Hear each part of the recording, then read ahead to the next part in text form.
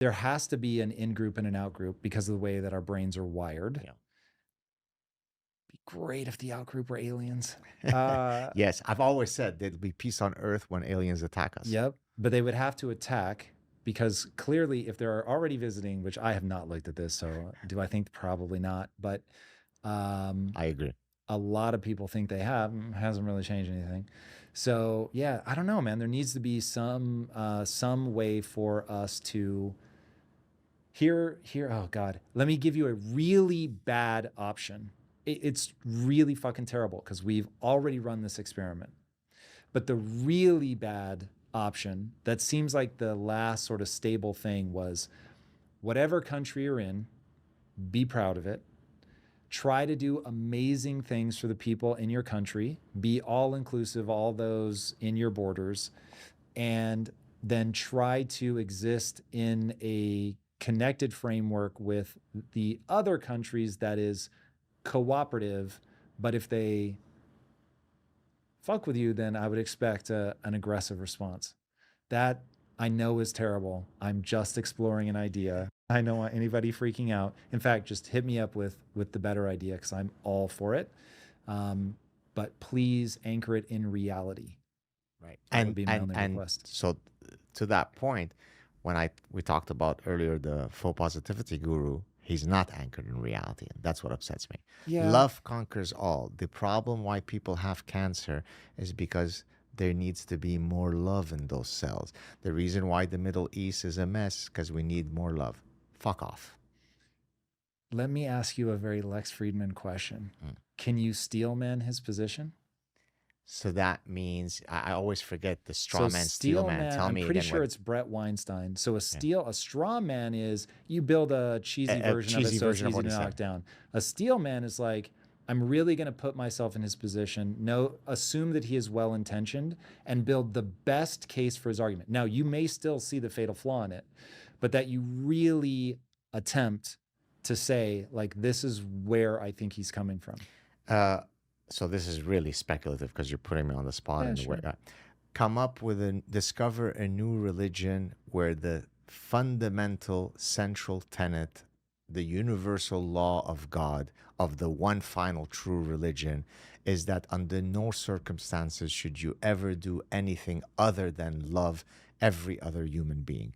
If you were to find that religion, and if that religion were to parasitize all human beings, then we would be able to instantiate every one of the bullshit tweets of Lex Fridman. Short of that, I live in the real world where things don't operate according to that, and it's not going to happen. That's interesting. Thank you for that. That really helps me understand what you hear when he talks. I'll give you my steel man argument, Sure. that we both agree that it is, when taken literally with what he says, it is naive.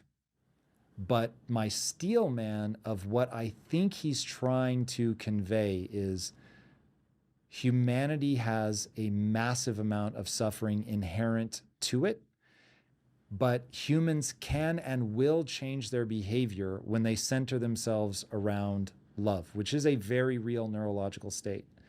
And when somebody looks at their son and sees my child, they treat them warmly and they want good things for them and all of that. When a father looks at their son and sees a threat to their legacy, they will ostracize them. Right. And there are countless stories about that ultimate collision of father and son, where either the father kills the son or the son kills the father. Succession. Yeah. Oh, Jesus Christ. One of the most terrifying. So those are both real states that humans are capable of. And if we can nudge ourselves towards I'm going to put love at the center of my heart in this moment. And my wife and I say this to each other a lot. In this moment, fill your heart with love for me, and now reapproach this argument. And sometimes you can actually shift the way you feel. And it's going back to that idea of perspectives. All of a sudden, I stop seeing my wife as somebody who, for whatever reason in this moment, is trying to fuck me up. And then I shift and I'm like, oh, wow. Right. I'm just not seeing her value system or whatever. And so now all of a sudden we can overcome that. Now, where he's being naive is he's not accounting for the fact that doesn't fucking scale.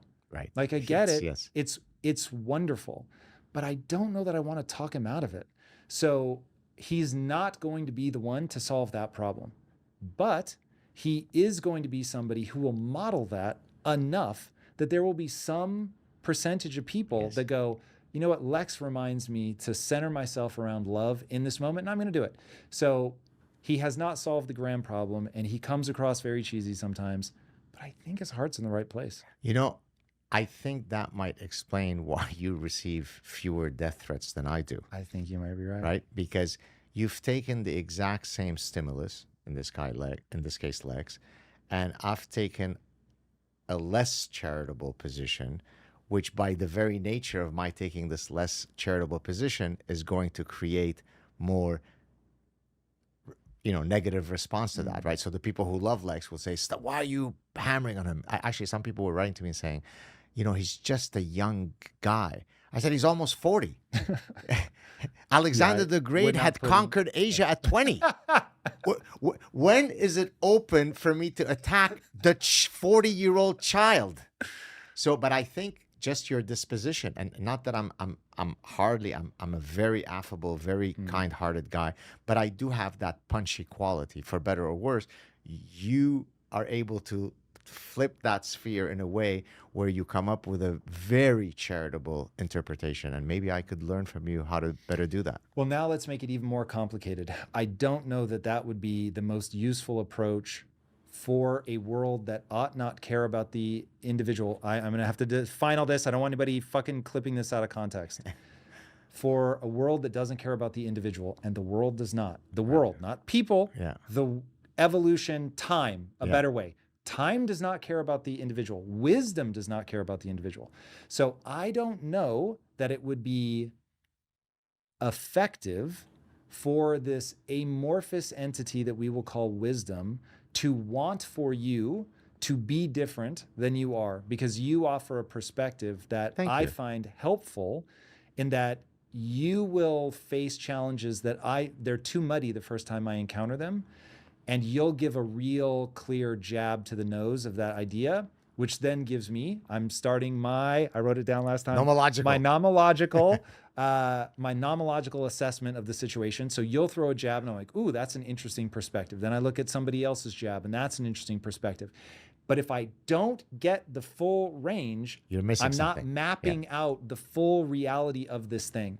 And so for me, I can only give the take that I actually feel in my heart. And so that's the one I feel. But I think both of us revealed more about ourselves than we were revealed about Lex. Yes. And so what I hope is interesting for people is, now you have two more perspectives on the issue. And instead of needing to adopt anyone's sort of, all of us are too narrow in our interpretation, period. Yes. So maybe Lex's is as easy to box up as it's naive. Maybe mine is, he's always trying to make everything empowering. Whatever, like we're all in an overly simplified box, right?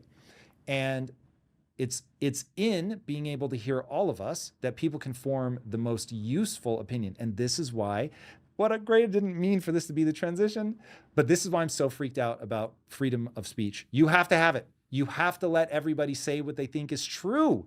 Even if you think some of them are fucking psychopaths, Amen. You've got to let them speak, because everybody ends up silencing the wrong person. Can I demonstrate the most extreme manifestation of what you just said? Please. I'm Jewish. I grew up in the Middle East, escaped Lebanon because of my being Jewish. I support the right of Holocaust deniers to spew their bullshit. There is nothing that you can say that is more offensive than denying the Holocaust. Okay, there's almost nothing. I can't think of any. It's a historical reality that has been documented more than one could ever imagine. It is the wholesale extermination at a mass scale level, industrial level of a people. So what could be more offensive and insulting than saying, guess what? It never happened.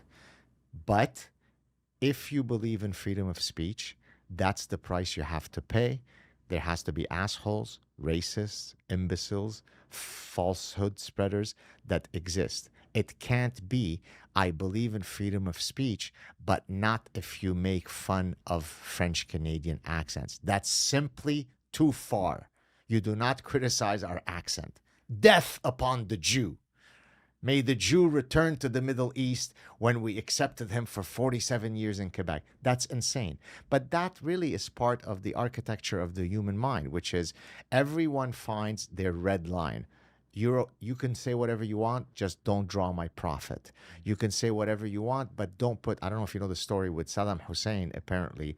If there was a newspaper and his picture was on the newspaper, in the front cover, and you were sitting at a cafe and you took your coffee mug, drank from your coffee, and then put your coffee mug on his face, which would be an act of insolence and disrespect, then there would be a secret police guy there that would take you away and put you in a bath of acid. Jesus. Right? So everybody has some justifiable reason why you can't do X, Y, Z.